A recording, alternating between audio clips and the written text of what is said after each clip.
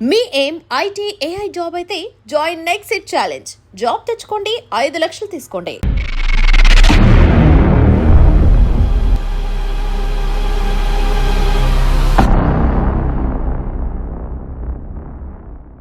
మొదటి భర్త welcome to lights up. ఈరోజు సబ్జెక్ట్, ఒక మహిళ రెండో వివాహం చేసుకుంటే మొదటి భర్త నుండి ఆస్తి హక్కు పొందుతుందా, లేదు రెండో భర్త నుంచి కూడా పొందొచ్చా? అంతేకాకుండా ఒక కంపెనీలో ఒక ఉద్యోగి రిజైన్ చేస్తే ఆ కంపెనీ 3 సంవత్సరాల తర్వాత కూడా ఆ కంపెనీ సెటిల్మెంట్ చేయకపోతే ఆ ఉద్యోగి ఏ విధంగా లేబర్ కోర్టుకు వెళ్ళాలి? ఇటువంటి విషయాలపై మనతో మాట్లాడడానికి హైకోర్టు అడ్వకేట్ శ్రీకాంత్ చింతల్ గారు ఉన్నారు. ఆయన అడిగి క్లారిటీగా తెలుసుకుందాం. సార్ నమస్తే అండి. నమస్తే అమలు గారు. సార్, ఒక మహిళ వివాహం చేసుకుంటారు, కొన్ని సందర్భాల్లో విడాకులు తీసుకోవచ్చు, లేదా అతను చనిపోయిన తర్వాత రెండో వివాహం చేసుకోవచ్చు. అటువంటి సమయంలో మొదటి భర్త నుంచి ఆస్తి హక్కు పొందిన తర్వాత ఒకవేళ ఆయన చనిపోతే ఇంకొక రెండో వివాహం చేసుకుంటే రెండో భర్త నుంచి కూడా పొందవచ్చా లేదా? అంటే మొదటి భర్తను మ్యూచువల్ డైవర్స్ తీసుకొని రెండో వివాహం చేసుకుంటే ఈ భర్త నుంచి కూడా ఏమైనా జరిగితే ఈ భర్త నుంచి కూడా ఆస్తి హక్కులో వాటా ఉందా లేదా? అక్కడ ఆల్రెడీ మొదటి భర్తను తీసుకున్నాం కాబట్టి రెండో భర్త ఇవ్వనని చెప్పొచ్చా? లేదు, మొదటి భర్త చనిపోయిన తర్వాత రెండో వివాహం చేసుకొని వాళ్ళిద్దరి మధ్యన కూడా కొంతకాలంకి ఏమైనా డిస్ప్యూట్స్ వస్తే ఇందులో నాకు ఆస్తి హక్కు ఉంది అని చెప్పొచ్చా?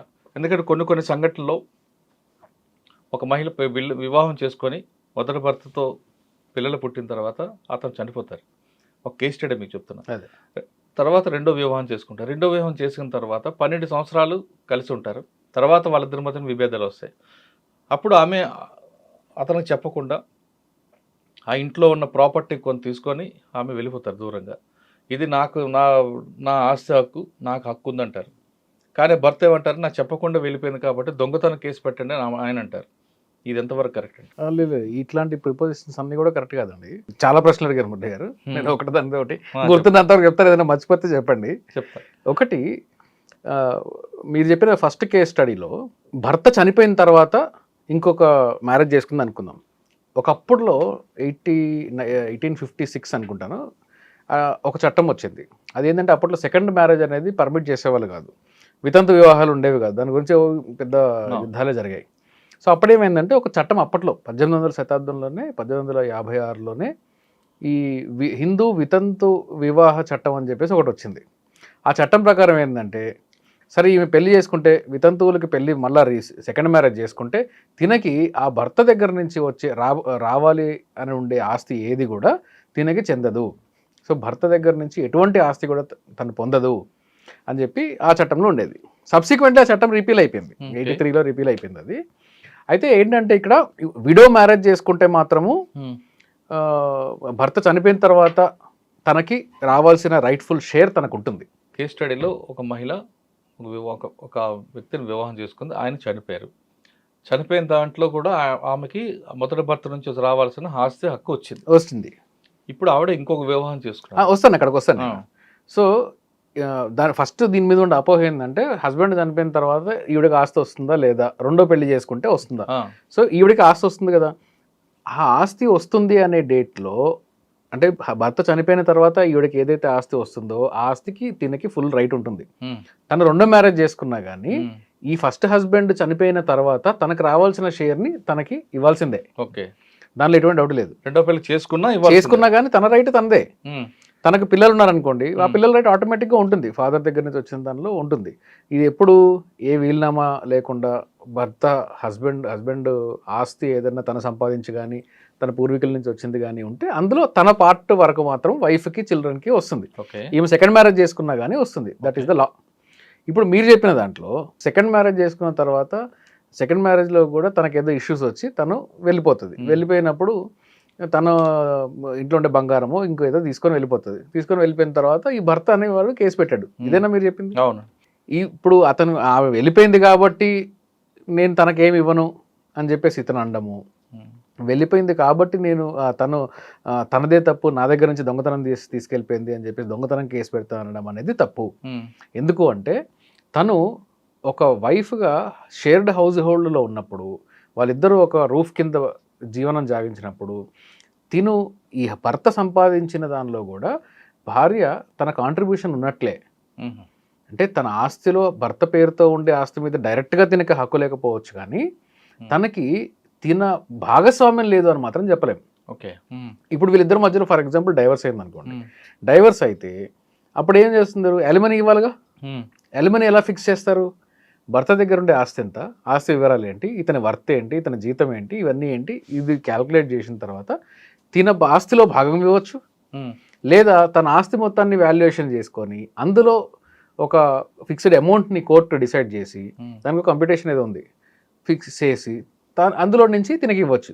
అంటే చట్టం ఏమని అనుకుంది, ఇప్పుడు ఫారిన్ కంట్రీస్లో అయితే ఇద్దరు కలిసి ఉండగా సంపాదించిన ప్రాపర్టీస్ అన్నీ కూడా వాళ్ళిద్దరికి సమానంగా చెందినవి అనే ఇన్ఫ్లుయెన్స్ ఉంటుంది. ఎందుకంటే తిన కాంట్రిబ్యూషన్ పని చేయకపోయినా కానీ ఇంట్లో కాంట్రిబ్యూషన్ ఉంది కదా, తిను ఇంట్లో హౌస్ వైఫ్ అయినా కానీ ఇంట్లో కాంట్రిబ్యూషన్ ఉంటుంది కదా. కాబట్టి తన కాంట్రిబ్యూషన్తో పాటు తన కాంట్రిబ్యూషన్తోనే ఇది తీసుకున్నట్లేదు. దీనికి ఇంకొక ఎగ్జాంపుల్ కూడా ఇస్తాను నేను మీకు. ఇప్పుడు జాయింట్ హిందూ ఫ్యామిలీ ఏదో ఉంటుంది, ఈ ఫ్యామిలీ మెంబర్స్ అందరు కలిసి బిజినెస్ చేస్తారు. ఫ్యామిలీ మెంబర్స్ అందరు కలిసి బిజినెస్ చేసి ఒకరి పేరుతో పెడతారు. మరి ఒకరి పేరుతో పెట్టినప్పుడు ఇదంతా ఫ్యామిలీ మొత్తం అవుతుందా, ఒక్కరిదే అవుతుందా? ఫ్యామిలీది అవుతుంది కదా ఫ్యామిలీ బిజినెస్ అయినప్పుడు. అట్లాగే తిన కాంట్రిబ్యూషన్ వైవాహిక జీవితంలో ఇద్దరు కలిసి ఉన్న తర్వాత తన కాంట్రిబ్యూషన్ ఉంది అనడం అనేది ప్రిజంప్షన్, లేదు అనడానికి లేదు. ఓకే. సో భర్త దొంగతనం కేసు పెడితే అది చెల్లదు, కానీ ఆవిడ ఇంట్లో చెప్పకుండా వెళ్ళడం తప్ప. చెప్పకుండా వెళ్ళడం తప్పేంటి, డొమెస్టిక్ వైలెన్స్ యాక్ట్ లో తనకి రైట్ ఉంది. ఇన్ఫాక్ట్ డివిసి చట్టం కింద తను వెళ్ళిపోవడం కాదు, నా దగ్గరికి ఆవిడగాని వచ్చిందంటే ఆవిడకి నేను ఏం చెప్పేవాడిని అంటే, అమ్మ సెక్షన్ 19 అని ఒకటి ఉంది, మీ భర్తను ఇంట్లో నుంచి బయటకు పంపిద్దాము. ఎందుకంటే చట్ట ప్రకారము ఈ ఉమెన్ కి అంతటి రైట్ ఉంది, తను షేర్డ్ హౌస్ హోల్డ్ లో ఉండే రైట్ ఉంది. ఒకవేళ తనకి డొమెస్టిక్ వైలెన్స్ జరిగింది అనే ఎవిడెన్స్ కానీ ఉంటే, తనకి ఏదన్నా ప్రాణహాని ఉంటుందని చెప్పి మనం ఆయన ఎస్టాబ్లిష్ చేయగలిగితే, లేదా కొన్ని పరిణామాల వల్ల భర్త ఇంత ఉండడం సేఫ్టీ కాదు అని చెప్పి చూపించగలిగితే, కోర్టు సొంత ఆస్తి అయినప్పటికీ కూడా, అంటే భర్త సొంత ఆస్తి తన పేరుతోనే ఆస్తి ఉన్నప్పటికీ కూడా ఆ భర్తని, ఆ అత్తమావల్ని, వాళ్ళ ఇంట్లో ఫ్యామిలీ మెంబర్స్ని వీళ్ళందరినీ ఇంట్లో నుంచి బయటకు తరిమేసి ఈమెకు మాత్రం ఆ ఇల్లు ఇచ్చే రైట్ ఉంది. ఓకే. అంటే ఇల్లు టైటిల్ ఇవ్వట్లా, తన జీవితకాలం మొత్తం కూడా ఇంట్లో ఉండొచ్చు, ఆవిడ ఉన్నంత వరకు ఉండొచ్చు. టైటిల్ ట్రాన్స్ఫర్ అవ్వదు, బట్ ఆవిడ ఉన్నంత వరకు ఉండొచ్చు. కానీ ఆవిడన్న మాట ఏంటంటే, ఆ ఇంట్లో ఆవిడకున్న దాదాపు 12 సంవత్సరాల నుంచి ఉన్నాను కాబట్టి ఆ ఇంట్లో ఆయనకున్న ఇల్లు, ఇంకొక ఇల్లు కానీ ఇంకో ఇంటి కానీ నా పేరును రాయండి అని ఆవిడ కోరుతుంది. ఈయనేమంటాడంటే, నా తదంతరం నీకే వస్తుందని ఈయన చెప్తాడు. కానీ ఆవిడేమంటారంటే నా పేరును రాయండి అంటారు. అది ఇంకా చాలా ఫ్యామిలీస్ లో ఉండే ఇదండి. నేను ఇంకొక పాథటిక్ కేసు చూసాను ఈ మధ్య రీసెంట్. అయితే దీంట్లో హస్బెండ్ తన రెండో భార్య పేరు మీద ఇల్లు రాశారనుకో, ఆవిడ తదంతరం ఆ ప్రాపర్టీ ఈయన పిల్లలకు వస్తుందా, లేదా ఆవిడ మొదటి భర్త పిల్లలకు వస్తుందా? ఈయన పిల్లలకే వస్తుంది. ఎందుకు అంటే ఫస్ట్ ఈవిడ పేరుతో ఉండే ప్రాపర్టీ అయితే, ఓన్లీ సోల్ ప్రాపర్టీ ఈవిడదే అయితే ఈవిడ ఫస్ట్ హస్బెండ్ పిల్లలకు కూడా రావచ్చు. కానీ బినామీ యాక్ట్లో ఓన్లీ వైఫ్ అండ్ హస్బెండ్ మాత్రం ఒక ఇది ఉంటుంది, husband can have wife as his benami. మామూలుగా ఇప్పుడు మీరు నా పేరుతో కొంటే అది ఇల్లీగల్, కానీ మీరు మీ వైఫ్ పేరుతో ఉన్నారనుకోండి అది పర్మిసబుల్. You can claim. ఆ యాక్ట్ లో మాత్రం వైఫ్ అండ్ హస్బెండ్ వరకు మాత్రం ఆ క్లెయిమ్ చేసే రైట్ ఉంది. అయితే ఆయన వెర్షన్ ఏముందంటే, ఆల్రెడీ మొదటి భర్త నుంచి ఆవిడ ప్రాపర్టీ తీసుకుంది కాబట్టి రెండో భర్త నేను, నా ప్రాపర్టీ మూడో భర్త అయినా కానీ ఇవ్వాల్సిందే. మూడో భర్త అయినా కానీ దీని రైట్ ఎక్కడికి పోదు. తీసుకొని ఇచ్చేయమని చెప్పరు, మీ జీవితకాలంలో ఇవ్వాల్సిన అవసరం లేదు. కానీ తను కావాలి అని తను మీ మీద దావా వేస్తే ఖచ్చితంగా మీరు మీ ఫైనాన్షియల్ స్టేటస్, మీ ఫైనాన్షియల్ వర్త్ లో ఒక సబ్స్టాన్షియల్ పోర్షన్ మాత్రం ఆవిడకి ఇవ్వాల్సి వస్తుంది. ఓకే. డైరెక్ట్ గా ప్రాపర్టీ ఇవ్వాల్సిన అవసరం లేదు. రెండో భర్త నుంచి ప్రాపర్టీ తీసుకున్నారు ఆవిడ. ఎస్. ఆ ప్రాపర్టీ తన వరకు ఉంచుకోవడం సేఫ్ అంటారా, లేదు ఆవిడ ఒక ఓల్డ్ ఏజ్ హోమ్ రాయాలనుకుంటే అది కరెక్టా కదా? ఓల్డ్ ఏజ్ హోమ్ కా ఆవిడ ఇష్టం. ఒకసారి వన్స్ ప్రాపర్టీ ట్రాన్స్ఫర్ అయింది అనుకోండి, అది అబ్సల్యూట్ ట్రాన్స్ఫర్. అది ఆవిడకి ఎవరు దారిని పోయి దాని ఇచ్చుకోవచ్చు, ఓల్డ్ ఏజ్ హోమ్ కి ఇచ్చుకోవచ్చు, టెంపుల్స్ కి ఇచ్చుకోవచ్చు. A and B. Okay. B అంటే భార్య, ఏ అంటే హస్బెండ్. ఓకే. ఆల్రెడీ పెళ్ళయింది. ఎవరికి పెళ్ళయింది? ఇద్దరికి కలిపి పెళ్ళింది, ఏ ప్లస్ బి. ఓకే. కొంతకాలం ఉన్నారు, పిల్లలు ఉన్నారు, అంత అయిపోయింది. ఓకే. ఏ దీంట్లో ఏకి పిల్లలు ఉన్నారు, బి చనిపోయారు ఆవిడ. ఓకే. వైఫ్ చనిపోయారు. చనిపోయిన తర్వాత ఆయన బి, ఏ అనే వ్యక్తి ఇంకొక సీన్ పెళ్లి చేసుకున్నాడు. సి పెళ్లి చేసుకుని ఆవిడకి ఆల్రెడీ ఇంకొక మ్యారేజ్, ఫస్ట్ ఆవిడ కూడా మ్యారేజ్ అయింది, సెకండ్ మ్యారేజ్. ఆవిడ కూడా సెకండ్ మ్యారేజ్, ఇతనికి కూడా సెకండ్ మ్యారేజ్. ఆవిడకి ఆల్రెడీ మొదటి భర్త పెళ్ళి ఉన్నారు. ఓకే. కొంతకాలం తర్వాత ఈ సెకండ్ వైఫ్ కూడా చనిపోయారు. ఓకే. కానీ చిన్నప్పటి నుంచి రెండో మొదటి భర్త పిల్లలను కూడా బాగా పెంచుకుంటూ వచ్చారు ఆయన. ఓకే. కొంతకాలం అయిన తర్వాత ఈ ఆస్తిలో నాకు కూడా ఒక హక్కు ఉందని. లేదు అంటే లేదు, రెండవ భర్త దగ్గర నుంచి అంటే స్టెప్ ఫాదర్ ఇక్కడ, ఈ స్టెప్ ఫాదర్ దగ్గర నుంచి ఈ సెకండ్ వైఫ్ పిల్లలు క్లెయిమ్ చేయడానికి లేదు, ఎందుకంటే వాళ్ళ ఫాదర్ కాదు. అన్లెస్ ఒకవేళ అతను దత్తత తీసుకొని ఉంటే, అంటే రెండవ భార్య పిల్లలని వీళ్ళు నా పిల్లలే అన్నట్టుగా దత్తత తీసుకుంటే దెన్ వాళ్ళకి క్లెయిమ్ ఉంటుంది. అలాంటి లేని పక్షంలో క్లెయిమ్ లేదు.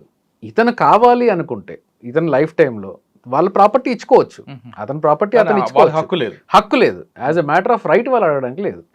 ఓన్లీ ఆ దత్తత తీసుకుంటే మాత్రమే వాళ్ళు అతనికి ఫస్ట్ వైఫ్ తో ఉండే పిల్లలతో సమానంగా సెకండ్ వైఫ్ తో ఉండే పిల్లలు కూడా వస్తుంది. కానీ వీళ్ళు క్వశ్చన్ చేయడం లేదు. అదే రెండో పెళ్లిలో నుంచి ఇంకొక ఎవరో పిల్లలు పుట్టారనుకోండి, మళ్ళీ వాళ్ళకు ఉంటుంది, సెకండ్ వైఫ్ పిల్లలకు ఉంటుంది, సెకండ్ వైఫ్ కి ఆయనకి కలిపి పుట్టిన పిల్లలకు ఉంటుంది. ఇప్పుడు మొదటి భర్త పిల్లల్ని ఇదే కేస్ స్టడీలో ఈ తల్లి కూడా చనిపోయింది. ఓకే, పిల్లలు మాత్రం అడిగే ఆస్తులు హక్కు అడిగే లేదు. రైట్. కానీ ఇతను మంచాన పడ్డారు, ఆయన చూడడానికి ఈ పిల్లలు వెళ్ళే హక్కు ఉందా లేదా? ఆ హ్యూమన్ రిలేషన్స్ కి ఎవరు కాదు, మొదటి భార్య పిల్లలు మాత్రం వాళ్ళకి రావడానికి అవకాశం ఇవ్వట్లేదు, వాళ్ళకి మా తండ్రి చూడడానికి మీకు హక్కు లేదు అంటారు. అట్లా ఉండదు, ఈయన అడల్ట్ కదా. సో పెద్ద ఆయన కావాలి అనుకుంటే ఆయన కలవచ్చు. ఒకవేళ ఆయన కలిసేది లేదంటే లీగల్ రెమెడీస్ చాలా ఉన్నాయి. లీగల్ రెమెడీ ఏంటో కేసుని బట్టి ఉంటుంది.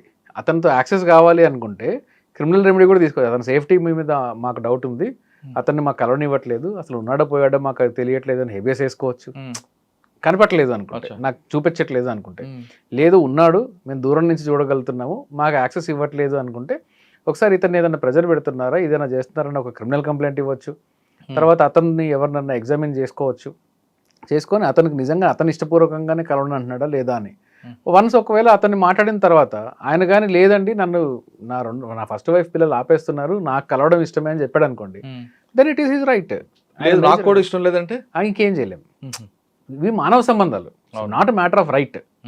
మానవ సంబంధాలు ఇవి. మానవ సంబంధాలు నేను మీతో కలవను అనుకుంటే నా ఇష్టం అది. ఇంకా మనం సెకండ్ పాయింట్కి వద్దాం. ఒక కంపెనీలో పనిచేశారు, 3 సంవత్సరాలు అయిపోయింది, రిజైన్ చేశారు. 3 సంవత్సరాలుగా 4 సంవత్సరాలు 5 సంవత్సరాలు అయినా సెటిల్మెంట్ చెప్పితే ఏం చేయాలి? అదే రీసెంట్గా నేను ఒక కేసు చూసాను ఇట్లాంటిది.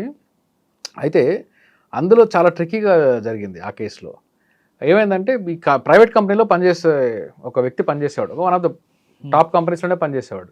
ఇతను పనిచేసిన క్రమంలో పనిచేసిన తర్వాత ఇతనికి వాళ్ళకేదో ఇష్యూ జరిగింది, రిజిగ్నేషన్ ఇచ్చాడు. రిజిగ్నేషన్ తర్వాత ఇతను రిలీవింగ్ ఇచ్చారు, రిలీవింగ్ తీసుకొని వేరే కంపెనీలో జాయిన్ అయ్యాడు.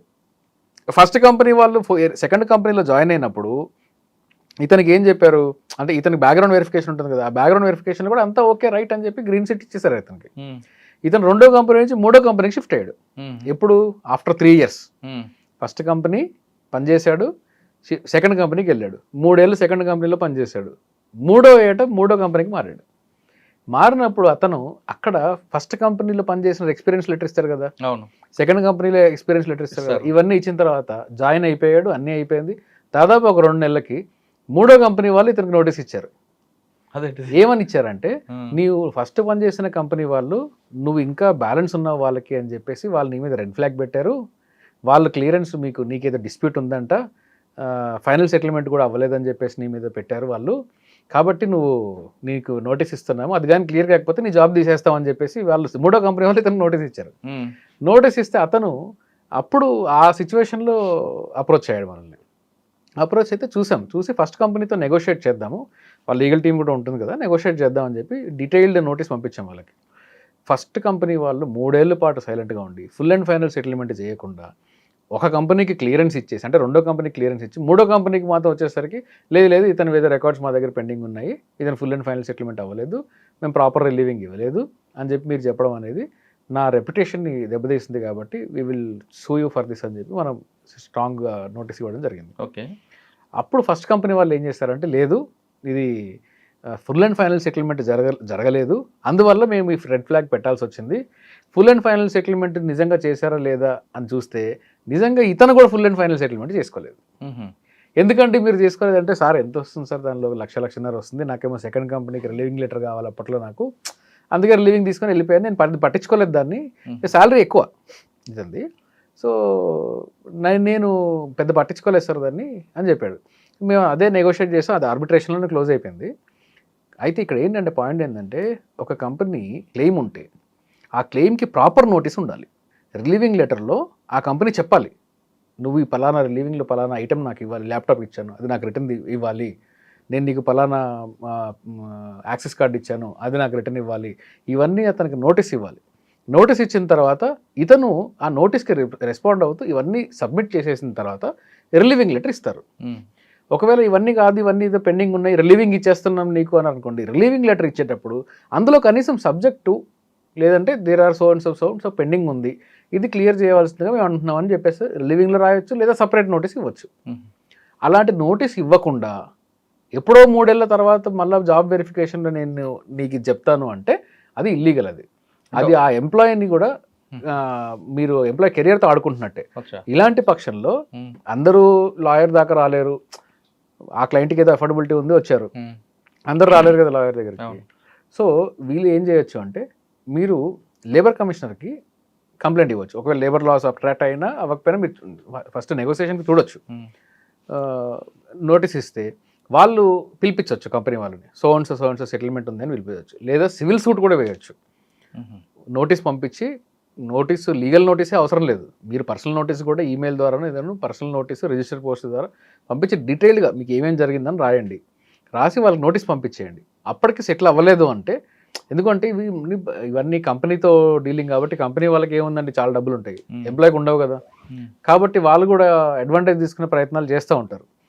డీటెయిల్డ్గా ఈమెయిల్ రాసి, డీటెయిల్డ్గా అంటే మరి నేను కొంతమంది పర్టికులర్గా సాఫ్ట్వేర్ వాళ్ళు చేస్తుంటారు, మీరు ఆ హిస్టరీ రాసుకురండి అని చెప్తే వాళ్ళు అసలు రోజు పొద్దున్న నుంచి సాయంత్రం దాకా ఏం జరిగింది, నేను కాఫీ తాగాను, మధ్యాహ్నం మీల్స్లో నాకు కెచప్ వేయలేదు, ఇలాంటివి కూడా రాస్తుంటారు. అలాంటివి కాదు, మీకు జరిగిన ఇష్యూ ఏంటి, ఆ ఇష్యూలో డేట్స్ ఏంటి, మీకు జరిగిన నష్టం ఏంటి, మీకు ఏం కావాలి, ఇంతే.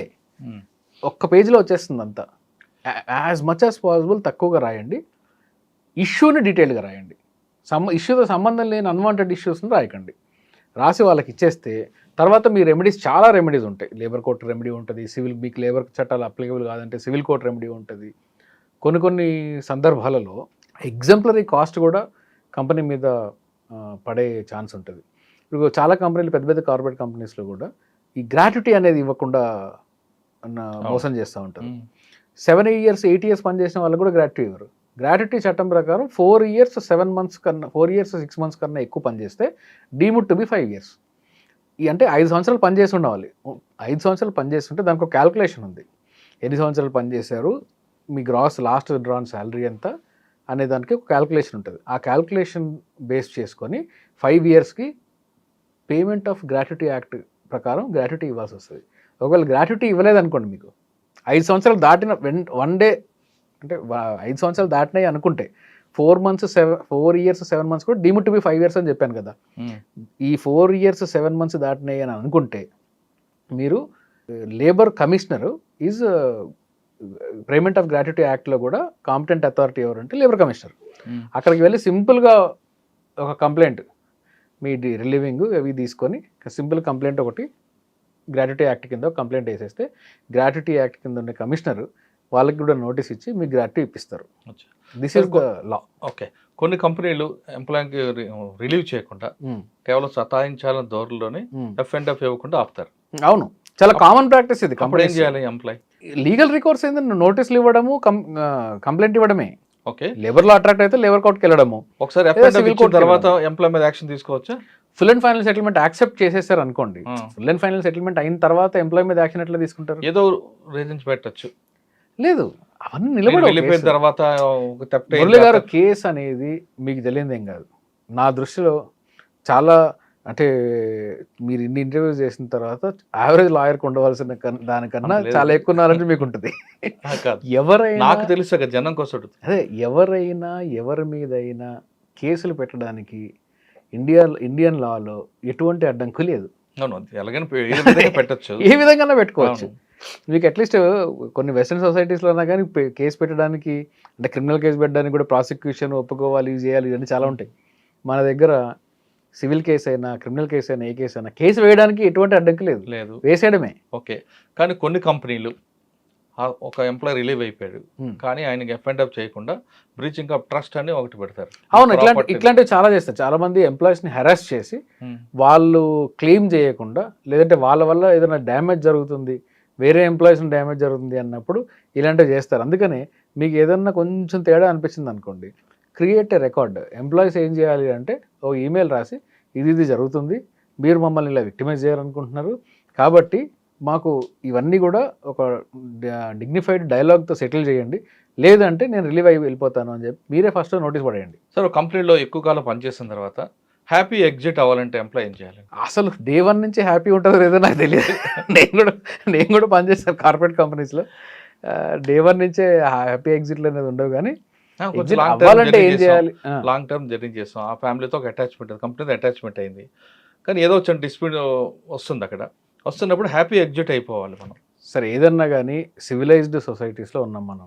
డైలాగ్ డిస్కషన్ హెచ్ఆర్తో కూర్చొని మాట్లాడుకోవాలి. హెచ్ఆర్తో కూర్చొని వినే పక్షంలో లేనప్పుడు రైటింగ్లో పెట్టారనుకోండి, ఎవరన్నా కానీ అదే రైటింగ్లో పెట్టాడు కదా అని చెప్పి కనీసం పిలిచి మాట్లాడతారు. ఆ పిలిచి అన్నీ అంటే ఆర్బిట్రేషన్ విధంగా డిస్కషన్లా అమికబుల్గా సాల్వ్ చేసుకోవడానికి ప్రయత్నించండి. అమికబుల్గా సాల్వ్ అవ్వలేదనుకోండి, మీరు ఇందాక చెప్పినట్టు ఇన్ రైటింగ్ ఇచ్చేయండి. ఇన్ రైటింగ్ తర్వాత మోస్ట్ లైక్లీ కంపెనీస్ కూడా వాళ్ళ రెప్యుటేషన్ పోతాయి కాబట్టి మిమ్మల్ని కోర్టు దాకా తీసుకెళ్ళనివ్వరు. చాలా లేబర్ కోర్టులో కేసెస్ చూస్తాం మేము. కొన్ని కేసెస్లో అయితే ఎవిడెన్స్ అయిపోయింది, క్రాస్ ఎగ్జామినేషన్ అయిపోయింది, ఇవన్నీ అయిపోయినాయి, అంటే రెఫరెన్స్ తోటి లేబర్ కోర్టుకు వచ్చిన తర్వాత ఇవన్నీ అయిపోయిన తర్వాత ఈ జడ్జ్మెంట్ వస్తుందేమో అన్నప్పుడు కూడా కంపెనీస్ ముందుకు వచ్చి వద్దొద్దు, మాకు రెప్యుటేషన్ ఏదో అయ్యేటట్టుంది అంటే తెలిసిపోద్ది వాళ్ళ కేసు ఓడిపోతామని ఉంది, కాబట్టి మేము we want to settle this matter అని చెప్పి సెటిల్మెంట్ చేసి మనం అడిగిన దానికన్నా డబుల్ ట్రిపుల్ ఇచ్చిన రోజులు కూడా ఉన్నాయి. ఓకే, అది అట్లాంటివి జరుగుతూ ఉంటాయి. ఓకే, తల్లిదండ్రులు కష్టపడి సంపాదించుకుంటారు, ఎందుకు పిల్లలు చూస్తారు చివరి వరకు. అవును, తర్వాత ఆ తదంతరం పిల్లల కోసం అని చెప్పి వాళ్ళే ముందు వీలునామా రాస్తారు. అవును, రాసుకున్న తర్వాత ఆ పిల్లలు కొంతమంది, అందరు కాదు, కొంతమంది తల్లిదండ్రులను తీసుకెళ్లి ఓల్డేజ్ హోమ్లో పెట్టడమో లేదా ఇంకో దగ్గర పెట్టేస్తుంటారు. ఆస్తి తన చేతికి వచ్చింది కదా, ఇంక నాకు వాళ్ళతో వీలునామా రాస్తే ఆస్తి చేతికి రాదు. వీలునామా రాస్తే మనిషి చనిపోయిన తర్వాత మాత్రమే వెళ్తుంది. కానీ కొన్ని రిజిస్ట్రేషన్ చేయించుకొని ఏదో రకంగా పిల్లలకి రిజిస్టర్ చేస్తుంటారు. అవును, గిఫ్ట్ డీడీ అని ఇవ్వడం చేస్తుంటారు. పిల్లలు గిఫ్ట్ చేసి ఇచ్చిన తర్వాత వాళ్ళని తీసుకెళ్లి ఓల్డ్ ఏజ్ హోమ్ పడేస్తారు. అవును, అప్పుడు ఏం చేయాలి తల్లిదండ్రులు? సార్, ఓల్డ్ ఏజ్ హోమ్ లో పడేస్తారు పిల్లలు పేరెంట్స్ అందరూ కాదు, కొంతమంది మాత్రం పిల్లలు నెగ్లెక్ట్ చేస్తూ ఉంటారు. చూసాం మేము రెగ్యులర్గా చూస్తాం కదా. వీళ్ళందరి కోసము ఒక మంచి చట్టం ఉంది. అది సీనియర్ సిటిజన్స్ యాక్ట్ అంటే 2007 యాక్ట్. అది ఈ చట్టం ఏం చెప్తుంది అంటే, వేరే ఏ ప్రాపర్టీ చట్టాలలో కూడా మీరు ఒక ప్రాపర్టీని ఇంకొకరికి గిఫ్ట్ ఇచ్చినా, ఇంకొకరికి సేల్ చేసినా దాన్ని తిరిగి తీసుకునే అవకాశం లేదు. Gift is absolute. మీరు నాకు గిఫ్ట్ ఇచ్చారంటే ఇంక మళ్ళీ నేను తూచండి, నేను నాకు గిఫ్ట్ ఇచ్చాను, ఇవాళ నా గిఫ్ట్ నాకు వెనక్కి ఇచ్చాను అంటే కుదరదు. లేదు, వన్స్ ట్రాన్స్ఫర్డ్ ఈజ్ అబ్సల్యూట్. కానీ పేరెంట్స్ మాత్రము, సీనియర్ సిటిజన్స్ మాత్రము మీరు గిఫ్ట్ ఇచ్చారనుకోండి, పిల్లలకి గిఫ్ట్ ఇచ్చినప్పుడు ఈ గిఫ్ట్ని parents and senior citizens act కింద నేను రిజిస్టర్ చేస్తున్నాను, subject to parents and senior citizens act కింద నేను చేస్తున్నాను అని చెప్పి ఒక లైన్ రాసినా కానీ తిరిగి మళ్ళీ వెనక్కి తీసుకోవచ్చు. రాయకపోయినా తీసుకోవచ్చు. ఎట్లా తీసుకోవచ్చు? రాస్తే స్ట్రాంగ్గా ఉంటుంది. రాయకపోయినా కానీ తీసుకోవచ్చు. ఎందుకు తీసుకోవచ్చు అంటే, వీళ్ళు సంపాదించుకొని పిల్లలకి ఎందుకు ఇచ్చారు? వీళ్ళని మెయింటైన్ చేస్తారనే కదా. వీళ్ళు రోడ్డు మీద పడేయడానికి అయితే ఇవ్వరు కదా. సో పిల్లలు వాళ్ళ సొంత పిల్లలు అని చెప్పి వాళ్ళు మనం చూసుకుంటారని, లేదా ఇమీడియట్ కేర్ టేకర్ కాబట్టి వాళ్ళు చూసుకుంటారని, పెంచుకున్న వాళ్ళు, లేకుంటే పిల్లలు, తమ్ముడు పిల్లలు, అన్న పిల్లలు ఎవరో చూసుకుంటారనే ఇస్తారు ప్రాపర్టీ. సో వీళ్ళు చూసుకున్నప్పుడు, వీళ్ళకి వృద్ధాప్యం వచ్చినప్పుడు, వీళ్ళు చూసుకున్నప్పుడు ఆ ప్రాపర్టీని వెనక్కి తిరిగి తీసుకోవచ్చు. ఇది కేవలం ఆ చట్టం కింద మాత్రమే సాధ్యమవుతుంది. దీంట్లో సీనియర్ సిటిజన్ యాక్ట్ 2007 మాత్రమే అది సాధ్యమవుతుంది. ఇది చాలా స్ట్రాంగ్ చట్టం. ఇంకొకటి, ఈ చట్టంకి మీరు కోర్టు చుట్టూ తిరగాల్సిన అవసరం లేదు. నియరెస్ట్ ఆర్డీఓ గారి దగ్గరికి వెళ్ళి మీరు ఒక ప్లెయిన్ కంప్లైంట్ని, ఇది నా ఆస్తి, నేను సంపాదించుకున్నాను, నా కొడుకు నన్ను చూస్తాడని చెప్పి, నా కూతురు నన్ను చూస్తుందని చెప్పి నేను వాళ్ళకి ఆస్తి ఇచ్చాను, కానీ వాళ్ళని వాళ్ళు చూడట్లేదు అంటే మీరు ఆ ఆస్తిని నాకు తిరిగి ఇప్పించండి అని అంటే ఆర్డీఓ గారికి ఎగ్జంప్లరీ పవర్ ఉంది. ప్రాపర్టీస్, నేను ఒక మీడియాలో ఒక ఆర్టికల్ దీని గురించి రాసిన తర్వాత నాకు ఎక్కడో వరంగల్ నుంచి ఫోన్ చేసి చెప్పారు, పేపర్లో కూడా వచ్చింది. వరంగల్ నుంచి ఫోన్ చేసి చెప్పారు, సార్ మీరు చెప్పిన తర్వాత మేము ఆర్డీఓకి అర్జీ పెట్టుకున్నాము, దాని మీద హియరింగ్ అయింది, నా ప్రాపర్టీ నాకు తిరిగి వచ్చిందని చెప్పారు. రీసెంట్గా జరిగింది అది వరంగల్లో. సో ఆర్డీఓ గారు ఆ ప్రాపర్టీని ట్రాన్స్ఫర్ మళ్ళీ వెనక్కి తీసుకొని పేరెంట్స్కి తిరిగి ఇప్పించవచ్చు. ఒకవేళ ఆస్తులు కూడా లేవు అనుకోండి, పేరెంట్స్ పిల్లలకు ఆస్తులు ఇవ్వలేదు, కానీ స్టిల్ మెయింటెనెన్స్ చట్టం వైఫ్ హస్బెండ్ మీద ఎలాగైతే వేస్తుందో, కొన్ని సందర్భాల్లో హస్బెండ్ వైఫ్ మీద కూడా వేస్తుందో, అలాగా parents senior citizens immediate care taker మీద, పిల్లల మీద మెయింటెనెన్స్ వీళ్ళు మమ్మల్ని మెయింటైన్ చేయాలి, మా పోషణ చూసుకోవాలి అని చెప్పి కూడా ఇదే చట్టం కింద ఆర్డీఓ గారికి మీరు అర్జీ పెట్టుకోవచ్చు. అంటే మెయింటెనెన్స్ కూడా గ్రాంట్ అవుతుంది, మెయింటెనెన్స్ కూడా కట్టాల్సి వస్తుంది పేరెంట్స్కి. So parents and senior citizens వాళ్ళకి మంచి స్ట్రాంగ్ చట్టం ఉంది. పిల్లలు చాలామంది, మీరు కొంతమంది అన్నారు చాలా లిబరల్గా, మేము చాలామందిని చూస్తాం. అంటే మా ప్రొఫెషన్ మరి మేము చూసేవాళ్ళు చాలామంది ఎక్కువ ఉంటారేమో, ఏమంటే ఇలాంటి వాళ్ళు మా దగ్గరకు వస్తారు, ఇలాంటి వాళ్ళు విక్టిమ్స్ మా దగ్గరకు వస్తారు కాబట్టి మేము చాలామందిని చూస్తూ ఉంటాం. చాలామంది వాళ్ళ పేరెంట్స్ని నెగ్లెక్ట్ చేయడం అనేది చాలా సర్వసాధారణం అయిపోయింది. కాదండి, మనకు అన్ని సంవత్సరాలు మనకి పెంచి పోషించిన తర్వాత వాళ్ళకి నెగ్లెక్ట్ చేయాలని ఆలోచన ఎందుకు వస్తుందండి వీళ్ళకి? అంటే వాళ్ళకి బేసిక్ ఎటికెట్స్ ఉండవండి. ఎందుకు వస్తుంది అంటే దానికి జస్టిఫికేషనే లేదు. వాళ్ళంటే తల్లి కళ్ళు కనబడలేదు, తండ్రికి చిన్నప్పటి నుంచి కూడా వీళ్ళకి పెద్ద అటాచ్మెంట్స్ ఉండవు. చాలా కేస్ స్టడీస్ లో తల్లి కళ్ళు కనబడవు, తండ్రికి నడవలేడు, వాడికి సేవ చేయలేవు అంటారు. అవును, ఇదే కొడుకులు చిన్నప్పుడు ఇదే పరిస్థితి ఉంటే తల్లిదండ్రులు మనకు వాళ్ళు వదిలేసుకొని వీళ్ళని పడేసే వాళ్ళు కాదు కదా. పడేస్తే మన బతుకు ఎక్కడ ఉంటుంది అప్పుడు? అది ఆ మొరాలిటీ అనేది చాలా తగ్గిపోతుంది మురళి గారు. నేను చాలా కేసెస్ చూస్తున్నాను. ఒక మంచి రిచెస్ట్ ఫెలో ఫారిన్ కంట్రీలో ఉంటాడు, నేను చూస్తున్నాను ఇప్పుడు ఆ కేసుని. మదర్కి కొడుకేమో చాలా పెద్ద కోటేశ్వరుడు, ఇండియాలో హైదరాబాద్లో విచ్చలవిడిగా ఆస్తులు కొన్నాడు, పెళ్లి చేసుకొని హ్యాపీగా పిల్లలతో ఫారిన్ కంట్రీలో ఉంటున్నాడు, లగ్జరీ విల్లాస్లో ఉంటున్నాడు, హీటెడ్ స్విమ్మింగ్ పూల్ ఉంటుంది ఆయనకి. ఇక్కడ తల్లిగారికి తినడానికి లేదు. అయ్యో, తల్లిగారు తినడానికి లేదు. లిటరల్లీ ఆవిడ అనిపించదండి, వేరే ఎవరో హెల్ప్ చేస్తుంటే, లేదంటే తన అదృష్టమో లేక దురదృష్టమో తన డాటర్ సపరేటెడ్ మ్యారేజ్లో సపరేట్ అయిపోతే తను తినని చూడాల్సిన పరిస్థితి. అంటే కొడుకుగా సిగ్గు అనిపించట్లేదా? నాకు కూడా ఈ ప్రశ్న చాలా రోజుల నుంచి ఉంది. అయితే ఒక కేసు కాకుండా చాలా కేసులు చూస్తున్నాను, ఇలాంటి వెధవలను చాలా మందిని చూస్తున్నాను నేను. నాకేంటంటే మేము బహుశా రాట తేలిపోయినట్టున్నాము ఇలాంటి వాళ్ళని చూసి. అసలు బేసిక్ మనుషులుగా కూడా క్వాలిఫై గారు అనిపిస్తుంది నాకు. మీరు సొంత తండ్రి తల్లి అవ్వాల్సిన అవసరం లేదు, ఎవరన్నా మనకు తెలిసిన వాళ్ళ కష్టాలు ఉంటే వెళ్ళమా అండి? ఎవరికో చూస్తే వాళ్ళకి తెలిసిన వాళ్ళు ఉంది అని అంటే, ఈరోజు పొద్దున కూడా ఏదో ఫేస్బుక్లో ఏదో వచ్చింది, ఏదో సమ్ ఫ్రెండ్స్ మా గ్రూప్ కమ్యూనిటీలో, పలానా వ్యక్తి మనకందరికి బాగా కావాల్సిన వ్యక్తి, ఆయనకి ఏదో సహాయంలో కావాలి పెద్ద ఆయన అని అంటే, దాదాపుగా ఒక 3-4 రోజుల్లో 6 లక్షలు జనరేట్ చేసి విదిన్ ఫ్రెండ్ సర్కిల్లో 5-6 లక్షలు జనరేట్ చేసి ఇచ్చారు.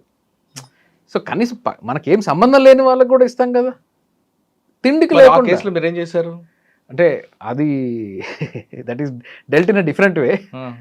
అదేంది సార్, ఫైనల్గా ఇంకోటి చెప్పండి. పోలీస్ స్టేషన్కి ఒక కంప్లైంట్ ఇస్తాం, ఏమని పోలీస్ స్టేషన్కి వెళ్ళి దేనికి వెళ్తారని, కొట్టారనో తిట్టారనో పోయిందనో. అవును, ఆ హడావుడిలో కొన్ని విషయాలు మర్చిపోయి కొన్ని రాస్తాం. అందులో ప్రాపర్టీ గురించి రాస్తున్నప్పుడు నాకు ప్రాపర్టీ పోయింది, వెళ్ళాను, పోయింది, దాని కాస్ట్ రాస్తున్నప్పుడు పోలీసులు వద్దంటారు ఎందుకు? అంటే కాస్ట్ అంటే ఐటమ్ ఒక ఐటమ్ పోయిందని కంప్లైంట్ ఇవ్వడానికి వెళ్తే దాని ప్రాపర్టీ వాల్యూ రాసినప్పుడు రాయొద్దు అంటారు ఎందుకు? జనరల్ గా బంగారంలో రాయొద్దు అంటారు, బంగారం మాత్రమే సుమారుగా కాదు, లేదంటే ఇంకోటి XYZ ఎందుకు సుమారుగా అని చెప్పేసి అని అంటూ ఉంటారు. బహుశా వీళ్ళు రికవరీలో చాలా మంది కామన్ ప్రాక్టీస్ ఏంటి అంటే, రికవరీ చేసినప్పుడు ఓ 10 ఐటెంలు పోతే 2 ఐటెంలు 3 ఐటెంలు దొరుకుతాయి దీన్ని వీళ్ళు. సో వాళ్ళు రికవరీ చేసినప్పుడు ఆ 2-3 ఐటమ్స్ని మీకు మొత్తం ముట్టినాయని చెప్పేసి రాసుకోండి అని తర్వాత చెప్పుకోవాలి. సరే, ఆ టైంలో రాసిచ్చేస్తారు. రాసి ఇచ్చొచ్చిన తర్వాత దాని వాల్యూ నాకు తెలిసింది, లేదా దానికి కొంచెం యాడ్ చేయాలి. అంటే పోయింది ఒక్కటే కాదు, 4-5 పోయి అనుకోండి, సబ్సిక్వెంట్ గా చేసుకోవచ్చు, ఆల్టరేషన్ స్టేట్మెంట్ రాసుకోవచ్చు, హ్యాపీగా రాసుకోవచ్చు. ఒకవేళ రాయడానికి వీల్లేదంటే ఏం చేయాలి? రాయడానికి వీలేదనడం కాదు, ఈవెన్ పోలీస్ వాళ్ళు కూడా ఫర్ ఎగ్జాంపుల్ ఎఫ్ఐఆర్ ఇష్యూ అయిన తర్వాత కూడా, ఎఫ్ఐఆర్ ఏమి ఎన్సైక్లోపీడియా కాదు, సుప్రీంకోర్టే చెప్పింది, హైకోర్టులో చాలాసార్లు చెప్పింది, ఎఫ్ఐఆర్లో మీరు అదేం ఎన్సైక్లోపీడియా కాదు, ఉన్నవన్నీ పెట్టాల్సిన అవసరం లేదు, ప్రైమా ఫేసీగా పలాంటి జరిగింది, పలానా దొంగతనం జరిగింది, పలానా నష్టం జరిగింది, పలానా చీటింగ్ జరిగింది, ఇంతవరకే చాలు. తర్వాత పోలీసు వాళ్ళు ఇన్వెస్టిగేషన్ చేసినప్పుడు ఛార్జ్ షీట్ వేసేటప్పుడు డీటెయిల్డ్గా మొత్తం వాల్యుయేషన్ కూడా రాసుకోవచ్చు, డీటెయిల్డ్గా మొత్తం ఎన్ని ప్రాపర్టీస్ అన్ని పోయినాయి అనేది కూడా విషయం రాసుకోవచ్చు. వాళ్ళు అప్పటికి రాయను అంటే మనము ఛార్జ్ షీట్ వేసిన తర్వాత కూడా ఈ పలానా ఇష్యూస్ మాత్రం అలాగే ఉండిపోయాయని చెప్పేసి మనం కోర్టు ముందు ప్రొటెస్ట్ కూడా చేయొచ్చు. మేము పలానా చెప్పాము కానీ వాళ్ళు దీన్ని ఎడిషన్ చేయలేదు అని చెప్పి మనము ఆ సబ్జెక్ట్ ఏ కోర్టు ముందు అవుతుందో ఆ కోర్టు ముందు కూడా ప్రొటెస్ట్ చేయొచ్చు మనం. We have a right. Police స్టేషన్కి వెళ్ళిన తర్వాత మీరు ఇచ్చిన కంప్లైంట్ తీసుకోకపోతే కోర్టుకు వెళ్ళొచ్చు, అలాగని ఇచ్చిన కంప్లైంట్లో కొన్ని విషయాలు రాకపోతే తర్వాత కూడా కోర్టుకు వెళ్ళొచ్చు అంటున్నారు శ్రీకాంత్ చింతల్ గారు. ఖచ్చితంగా ఇదొక్కటే కాకుండా ఆయన చెప్తుంది మరొక విషయం, ఎవరైనా వృద్ధ తల్లిదండ్రులు తమ పిల్లలు చూడకపోతే ఇమీడియట్గా ఆర్డీఓ దగ్గరికి వెళ్ళి కంప్లైంట్ ఇవ్వండి. ఒకవేళ మీ ప్రాపర్టీ ఇచ్చినా ఇవ్వకపోయినా మీకు ఒక యాక్ట్ ఉంది, ఆ యాక్ట్ మీ హక్కుని మీరు వాడుకోండి. ఖచ్చితంగా ఆర్డీఓ గారే వాళ్ళందరినీ పిలిపించి మీరు ఇచ్చిన ప్రాపర్టీని వెనక్కి తెప్పించడమా, లేదు మీరు ఒకవేళ ప్రాపర్టీ ఇవ్వకపోయినా వాళ్ళ నుంచి మెయింటెనెన్స్ కూడా డబ్బులు కూడా ఇప్పించే హక్కు రైట్ ఆర్డీఓ గారికి ఉంది. కాబట్టి ఆ చట్టాన్ని ఖచ్చితంగా సీనియర్ సిటిజన్స్ వాడండి అంటూ శ్రీకాంత్ చింతల్ గారు చెప్తున్నారు. ఇది శ్రీకాంత్ చింతల్ గారితో ఎక్స్క్లూజివ్ ఇంటర్వ్యూ. వచ్చే వారం మరో ఇష్యూలో మళ్ళీ కలుద్దాం. అంతవరకు నమస్తే. థ్యాంక్ యూ అండి. థ్యాంక్ యూ మురళి గారు. And for more videos, Please subscribe to iDream. Please subscribe to iDream. Please subscribe iDream. And please subscribe to iDream. For more videos, subscribe to iDream. please like, share and subscribe to the channel. Congratulations, iDream. Subscribe to iDream. Subscribe to iDream. So subscribe to iDream Media. iDream ki iDream team andarki huge congratulations. Please subscribe iDream Media. Please subscribe to iDream. Subscribe iDream. Please subscribe to iDream. iDream అంటే నా కళల ఛానల్ను subscribe చేసుకున్న నోరు తిరుగుతలేదు, మీరైతే గంట గుర్తు కొట్టండి. For more such videos, please subscribe to iDream. Subscribe to iDream. Please subscribe to iDream. Please subscribe iDream Media. Please do subscribe to iDream. Please subscribe to iDream Media. For best entertainment and information, please subscribe iDream. And don't forget to subscribe to iDream.